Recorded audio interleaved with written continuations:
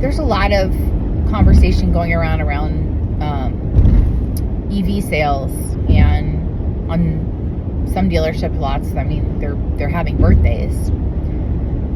So I get asked a lot, what would you do differently to move these EVs? I really don't think there's enough information out there. I know there's a lot of inventory out there, but I don't think there's enough information or education as to the value out of having an EV in your house out there.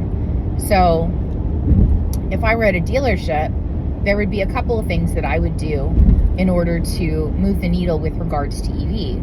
Number one, I would look at where your paid campaigns for EV are firing. The reason I say it that way is because let's say that you're in a city where there's not a whole lot of public chargers. And if you don't know how many public chargers are in your city, you can Google that. You can use any of the AI tools, or you can just straight up Google it. It'll take you to all the different sites that show you where the EV public chargers are. And the reason I would do that is this.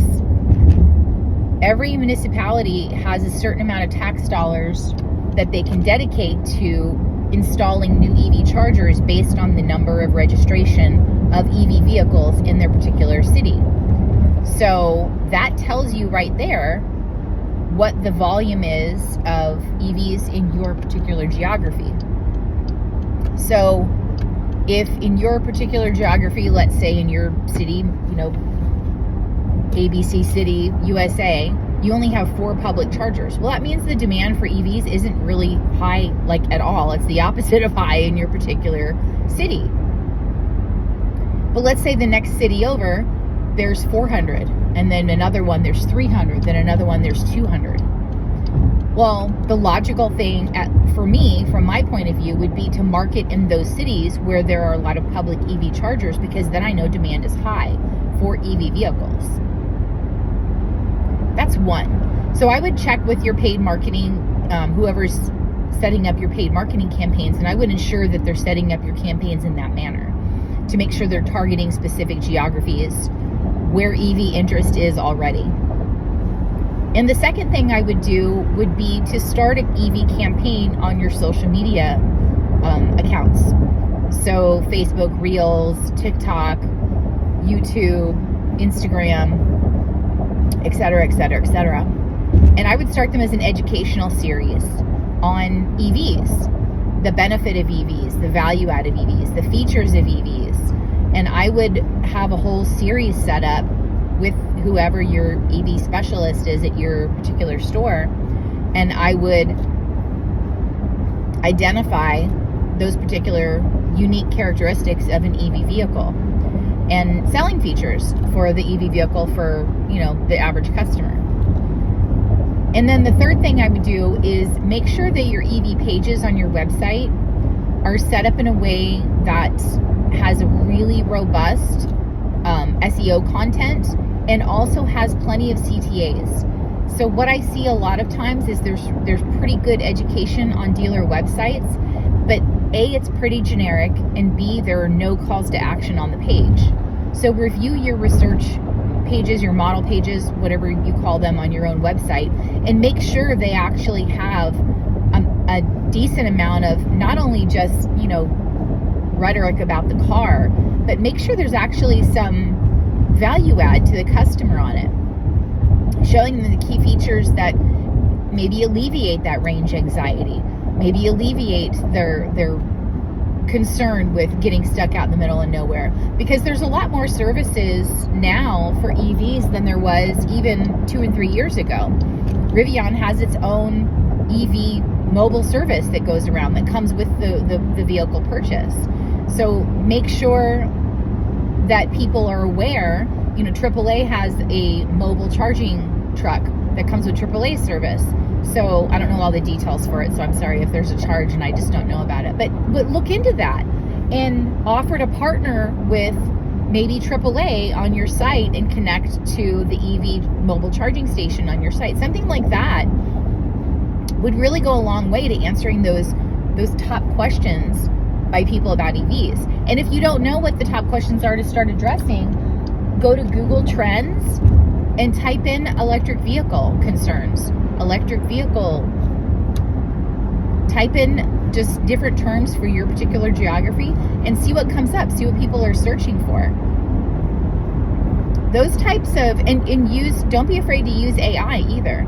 AI can help kind of amalgamate all that information for you and really put together a robust strategy. So you can ask a Bard AI or ChatGPT or whatever, what are the top most asked questions about electric vehicles?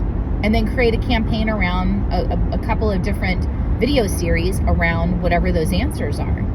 So I think we need to get a little bit more outside of the box, and we need to dedicate a little bit more time towards education on EVs, because that seems to be the biggest fear right now for a lot of people is A, the range anxiety, and B, the price tag.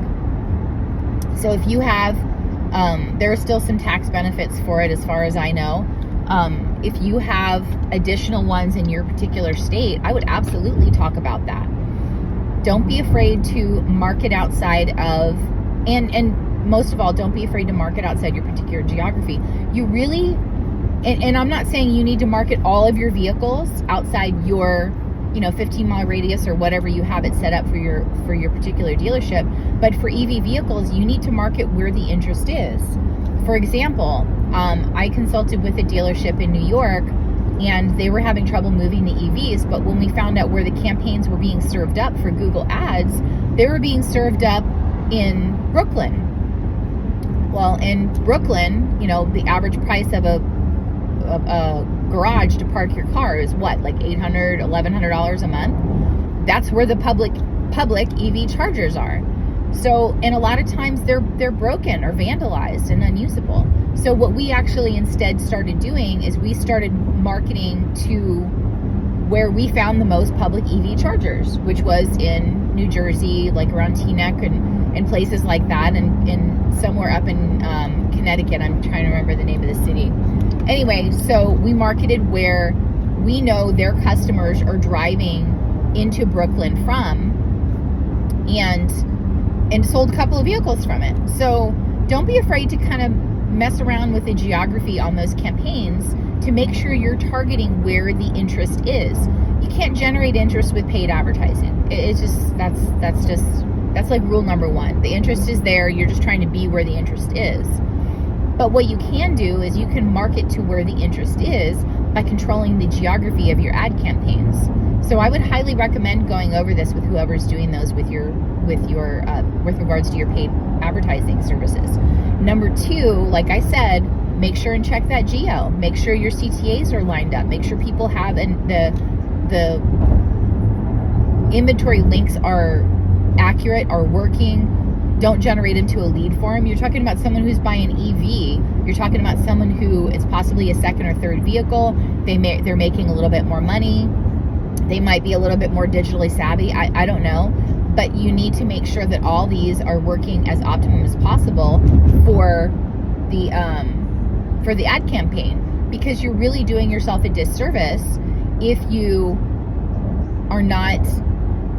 you're creating all this wonderful ad campaigns and then you're not creating a decent enough landing page to capture that information when you get on the page. So that's where making sure you have a robust and accurate digital retailing tool, making sure your click to call, click to text, or click to chat buttons are working appropriately. So making sure that whole ecosystem is really firing right, so you have the maximum potential to capture anybody who has any interest in an EV vehicle. So those are some ideas and some challenges for you to take back to your store.